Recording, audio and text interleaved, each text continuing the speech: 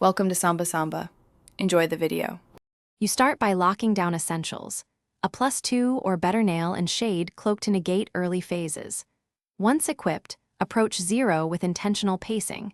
Bait the horizontal thrust and dash through when he recovers.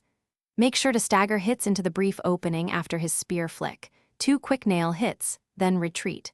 You want to conserve soul for 1 vengeful spirit or casting after his second combo, because that burst will punish mistakes and open further attack opportunities. Once the fight settles, control space by circling clockwise to reduce chances of getting caught in his rear sweep, and vary dash timing to avoid predictable counters. Use 1 vengeful spirit on confirmed openings and keep just enough soul for a clutch heal. This balance is why you conserved soul earlier. When Xero commits to the triple spear sequence, commit to 3 or 4 quick strikes and a retreat, because overcommitting invites his instant counter lunge, which costs heavy health.